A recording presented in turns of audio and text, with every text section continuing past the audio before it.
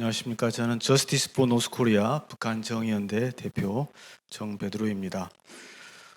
먼저 이 코로나 기간 동안에도 저희 북한 정의연대로 탈북자가 중국에서 체포되었는데 어떻게 하면 좋겠느냐라고 하는 여러 접수가 있었습니다. 그리고 코로나 이전에도 그런 상황이 있었고, 그럼에도 불구하고 이제 항저 아시안 게임이 끝나고 그리고 나서 계속적으로 전화가 뭐 몇 통씩 연락이 왔는데, 이런 부분을 크로스 체킹을 해야 되기 때문에 현재 저도 소식통을 통해서 확인을 하고, 그리고 이 부분이 이제 RFA에서 먼저 보도가 나가기 직전에 저에게도 연락이 왔기 때문에 다른 NGO들과 또 다른 소식통들이 그러한 부분을 전하고 있는 상황을 저도 이제 감지해서 종합적인 정보를 가지고 보도를 했었습니다. 제가 보도 자료를 낸 것을 바탕으로 또 조금 그 추가된 업데이트를 좀 해드리도록 하겠습니다. 앞에 이제 이영환 대표께서도 실내 내부의 정보를 종합적으로 말씀하셨지만 10월 9일 저녁에 탈북자 600여 명이 길림성과 연용성, 통일부는 뭐 동북 삼성이라고 포괄적으로 표현했는데, 동북 삼성에서 체포되었을지라 하더라도 이제 북송된 지역은 이제 랴오닝성, 단동, 그리고 지린성 약 5개에서 최대 7개 지역. 아까 이제 이 대표님이 말씀하신 한 군데 제가 알고 추가적으로 하는 곳은 이제 삼정이라고 하는 이제 그 북중 국경 지역에 구리장이 있습니다. 이런 곳이 또 밝혀지지 않는 곳, 그리고 이송에서도 보이지 않는 그러한 국경 지역의 수감 시설이 있습니다. 그래서 그쪽으로 이제 북송이 되었는데, 어떤 일부 보도에서는 트럭을 동원했다라고 했는데 저도 트럭을 동원했다라고는 그런 정보는 듣지 못했고요. 맨파워차라고 하죠. 그래서 그런 그레이스 봉고차 같은 것, 이런 종류의 차들이 동원됐다라고 저도 파악을 했습니다. 그래서 이러한 부분에 대해서 계속적으로 이제 모니터링하고, 계속적으로 왜 이렇게 대규모의 강제 북송이 되었는지 계속적으로 추적을 해 보았을 때, 이미 북중 양 당국자들은 지난 7월 27일 중국의 상무위원회 부위원장이 방북했을 때부터 이미 협의가 되었었고, 그리고 이 협의된 사항에 따라서 탈북자를 송환하는데 이제 코로나 방역, 북한의 국가방역사령부의 8월 27일경에 해제나 완화 조치 전에 이미 북송 대상자인 탈북자들을 방역 테스트를 해야 되기 때문에 이미 7월 달에 협의에 따라서 그걸 테스트를 했던 것입니다. 그래서 8월 중순경에 단동이나 그 밖의 지역에 탈북자들을 송환하였고, 그리고 테스트 결과 이제 실제로 축적된 탈북자들이 송환되어도 북한으로서는 방역에 자신이 있었기 때문에 가장 먼저 이제 랴뇽성 단동에 있는 수감되어 있는 소위 북한의 지식인 계층, 엔지니어링 또는 고급, 고위급 뭐 연관된 여화벌이들, 수감된 이 북한 탈북자들을 버스에 호송해서 신우주로 이제 호송했던 것입니다. 그리고 이제 저희는 이제 확실히 말씀드리는 것은 그 한 달 동안에 8월 29일부터 항저 아시안 게임 전까지 암암리에 약 6개에서 9개 지역의 북중 국경 지역의 수감 시설에부터 북한으로 호송이 되었다라고 보고 있고, 정말 마지막 떨이식으로 10월 9일 날 북한에 이제 호송을 아주 조직적이고 계획적이고 정말 야만적으로 이렇게 북송을 했습니다.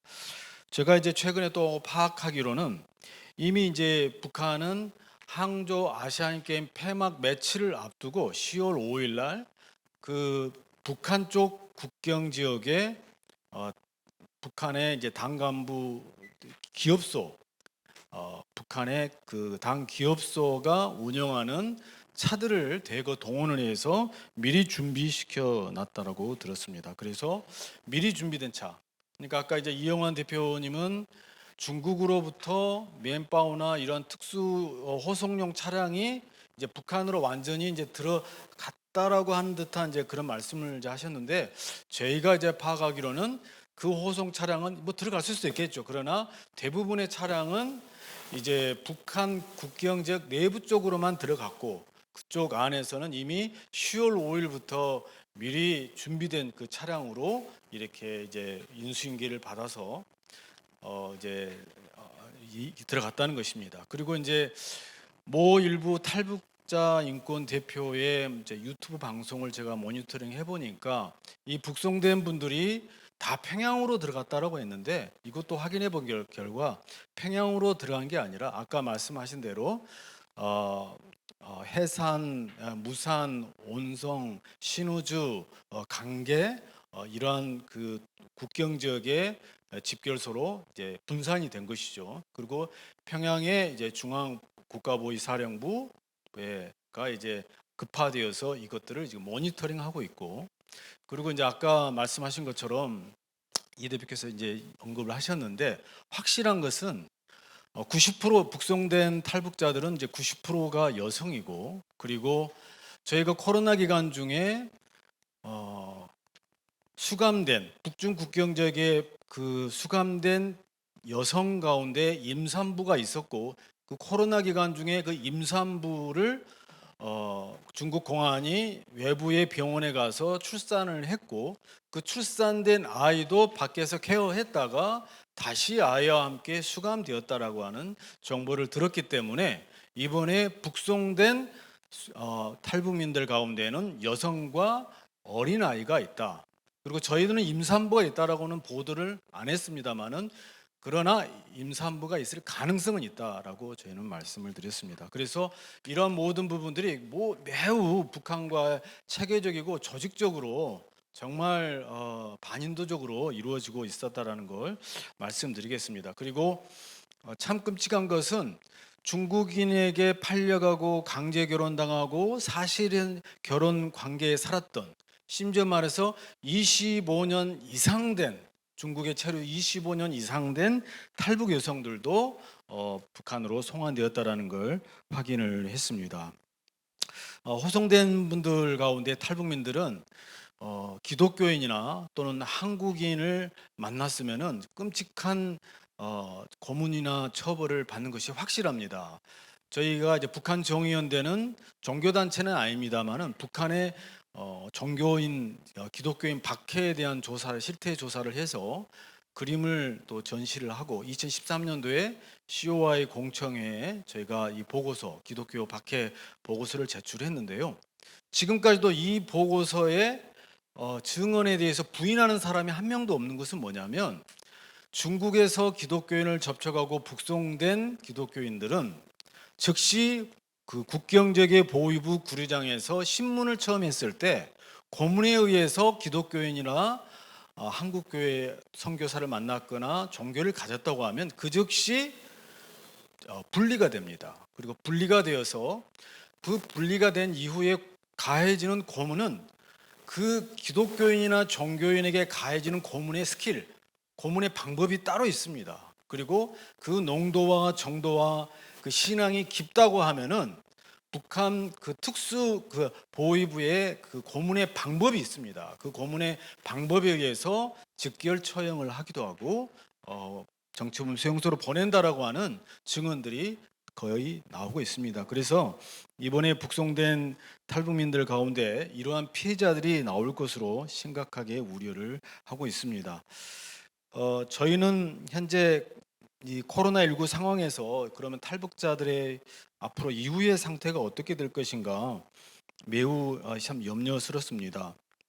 코로나 기간 동안에도 정말 저희와 연관된 탈북민 구출 지원 단체들은 일부 성공을 하기도 했지만 대부분, 죄송한 말씀입니다만은 정말 그 탈북민들의 갈급한 심정을 이용해서 루트가 봉쇄되고 완전히 국경 감시가 강화됐음에도 불구하고 특별히 이 코로나 기간 동안에 중국은 AI 안면 인식 시스템을 완전히 강화했습니다. 약 CCTV 5만 개가 설치되었고, 그리고 국경 지역에 남방 국경 지역에는 정말 너무나 수만 킬로의 그러한 국경 감시 체제가 이루어졌기 때문에 쉽게 움직일 수가 없습니다. 그리고 중국에 있는 탈북 여성들은 거의가 임시 거류증을 이렇게 중국 공안으로부터 독촉에 의해서 어, 임시 짠주증이라 그러는데 그걸 만드는데 안 만들어도 불안하고 만들어도 불안한데 이미 이제 임시거주증을 등록을 하고 핸드폰을 등록을 하게 되면은 그때부터 이제 중국 공안에 완벽한 완전 통제의 시스템에 갇히게 된 겁니다. 그래서 저희들에게도 계속 살려달라고 하는 요청이 왔는데 중국인 남편과 잘 살다가 이제 저희가 이제 계획적으로 탈출을 할 때에는 공안에 그 신고한 핸드폰을 아예 딴 곳에서 두고 그리고 빈 몸으로 어디 이제까지 오라고 해서 그때부터 이제 도우미가 핸드폰을 주고 이제 긴급한 이송을 하게 되는데 그럼에도 불구하고 너무나 AI 감시 카메라가 발달됐기 때문에 체포된 분들이 많이 있었는데 그래서 그 탈북자를 그 구출하는데 코로나 기간 동안에 하지를 못했습니다 얼마. 그런데 이러한 완벽한 그러한 중국의 AI 시스템 감시 시스템이 있음에도 불구하고 일부 상업적 참 그 의식을 가진 브로커와 또 참 일부 인기 영합적인 그러한 브로커들에 의해서 또 구출 단체들에 의해서 탈북자들이 정말 중국 남방에도 이르지 못하고 얼마나 많은 분들이 체포되는지 모릅니다. 그러니까 코로나 기간 동안에 2,600명의 탈북민들이 누적되어 있다라고 했는데 이것 이상의 누적이 된 코로나 기간 동안에 체포된 탈북자들이 있다라고 이제 보고 있습니다. 그리고 좀 심각하고 끔찍한 것은 뭐냐면 분명 확실하게 저희가 정보를 이제 들었습니다만 중국 당국이 탈북자들을 코로나 기간 동안에 북송을 하려고 해도 북한 김정은 정권이 송환 자체를 거부하고 있으니까 중국은 이 탈북자들에게 들어가는 비용을 다시 환수하고 그 비용 마련하기 위해서 탈북자들을 강제 노역을 시켰다는 것입니다. 그 가운데 한 곳은 바로 이제 길림성 장백 장바이 구류장이었고요. 그리고 랴오닝성 무순 감옥에서도 그런 일이 있었고요. 그리고 좀 확인이 필요한 것은 아까 이 대표님 말씀하신 티에베이 철북에서도 그런 흔적이 있다. 그러니까 중국은 탈북자들을 완전히 무슨 인권적이고 무슨 인도적인 것 없습니다.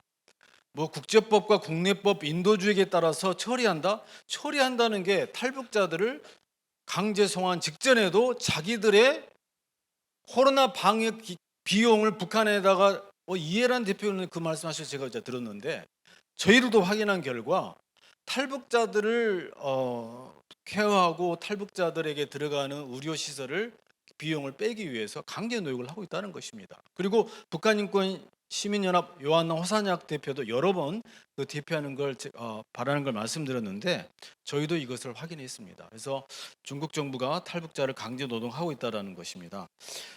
재중 탈북자들의 이러한 위험과 이기 상황은 향후에 어떻게 될 것인가? 가장 큰 좀 문제는 이렇게 비자발적 가족 이별에 의해서 그 가족 해체로 남게 되는 자녀들이 굉장히 매우 심각한 인권 사각지대에 있습니다.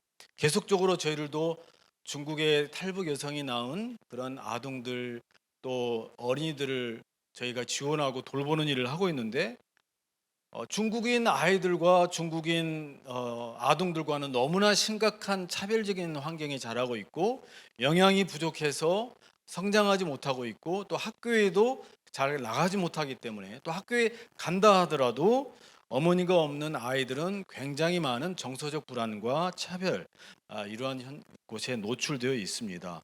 그리고 현장에 남아있는 또 재중 탈북 여성들은 지속적으로도 인권 침해와 인신매매에 노출되어 있다라는 것이 심각한 우려 상황이라고 할 수 있습니다. 아까도 말씀드린 것처럼 지금 현재 중국에 남아 있는 탈북자들, 탈북 여성들은 비록 임시 거주증을 등록한다 하더라도 여전히 감시를 받고 있고 언제나 강제 북송 위험에 처해져 있다라는 것이 심각하다. 그래서 이런 부분에 대해서 대한민국 우리 NGO 시민 단체를 비롯해서 국제사회가 정말 새로운 그 탈북자 강제 북송을 통한 새로운 북한 인권의 패러다임이 왔다라고 봅니다. 특히 이제 북한 인권의 수많은 그 영향력 있는 증거가 탈북자들에 의해서 나오고 있고 현실적으로 강제 북송, 강제 실종에 관한 이러한 인권으로 말미암아서 북한 인권의 실태가 알려지고 있기 때문에 우리가 이렇게 핫 이슈가 되어서 뭐 언론에 보도되고 했을 때만 탈북자 문제에 관심을 가질 게 아니라 지속적으로 앞으로 재중 탈북자 지위를 위해서 노력을 해야 된다고 봅니다. 저는 이제 말씀을 마무리하면서 좀 간곡히 긴급 제안드리겠습니다. 중국이 유엔 난민에 관한 협약 당사국입니다. 그리고 중국은 형식적으로 베이징에 있는 유엔 난민 기구를 둘 것이 아니라 베이징에 있는 유엔 난민 기구가 활동을 할 수 있도록 허용을 해야 되는데 이러한 부분에 대해서 이번에 참 저희 시민단체들이 이제 언론 보도를 하고 외신에 알렸을 때 외국 미국이나 영국이나 유럽 그리고 유엔 인권 특별 보고관을 비롯해서 많은 국제기구가 우려 표명을 했었습니다. 그런데 앞으로는 유엔 난민 기구가 활동을 보장하고 탈북자들을 접종할 수 있도록 하는 그러한 강력한 캠페인이 필요하다고 봅니다. 그리고 중국 정부가 유엔 상임 이사국이고 인권 이사회 회원인데 과연 그 지위에 맞는가라는 것을 국제사회에 알려서 중국 정부가 책임 있는 국제사회 일원이 될 수 있도록 해야 된다라고 봅니다. 그래서 향후에 우리가 네이밍 쉐이밍이라고 뭐 그런 말씀도 있는데 중국을 너무 우리가 이제 의식하거나 부끄러워하게 할 필요가 없고 그냥 유엔인 난민 협약 당사국으로서 제대로 된 그 지휘 활동을 할 수 있도록 탈북자 북송 반대 국제 활동을 강화할 필요가 있다고 봅니다. 그리고 좀 매우 강조하고 싶은 것은 한국 정부의 태도를 좀 저는 강력히 좀 변화를 촉구하고 있습니다. 결론적으로 말씀드리면 윤석열 대통령이 자유와 인권 법치를 말씀하셨는데 그동안의 북한 인권에 대한 강조를 하셨지만 재중 탈북자들의 북송 실태에 대한 인권이나 그분들의 자유에 대해서는 한 번도 언급한 것이 없습니다. 중국 시진핑이 방한을 앞두고 한중 정상회담을 의식해서 그랬습니까? 그렇다고 한다면 지금 시민사회와 국제사회가 언급하고 있는 국제난민에 관한 협약에 따라서 농르팔르망 강제송환 중재 원칙을 지킬 의무가 있다. 이것은 어떤 국경을 초월해서 어느 나라라도 해야 될 말입니다. 그래서 윤석열 정부가 이 부분에 대해서 강력히 좀 촉구를 해줬으면 좋겠고, 그리고 통일부 장관과 외교부 장관께서도 사석에서나 어떤 외교부 외부 인사가 왔을 때 사석이나 이런 발언을 그냥 기자회견 하듯이 해가지고 한국 정부는 탈북자들이 원하는 나라로 갈 수 있도록 허용하고 대한민국 정부는 받아들이는 것을 준비하고 있다. 이 정도 워딩해서는 안 됩니다. 반드시 뭐 한국의 헌법에 따라서 말을 하지 않아도 국제법과 국제관습법과 국제협약에 따라서 중국 정부는 탈북자들을 보호하고 난민으로 송환되지 않아야 될 의무가 있다라고 하는 정확한 워딩을 해야 됩니다. 며칠 전에 이제 국가인권위원회에서도 이러한 권고사항을 할 예정이라고 보고 있는데 여러분 그래서 외교부하고 통일부의 분명한 공식적이고 문서적인 워딩을 해주시기를 좀 강력히 촉구합니다. 그리고 제가 약 25년간 탈북자 구출하고 제3국에 있는 우리나라 외교 공간을 정말 찾아가고 탈북자들을 진입시키고 여러 번 수감도 되기도 했습니다만 저는 촉구합니다. 외교부가 탈북자 보호 매뉴얼을 공개하십시오.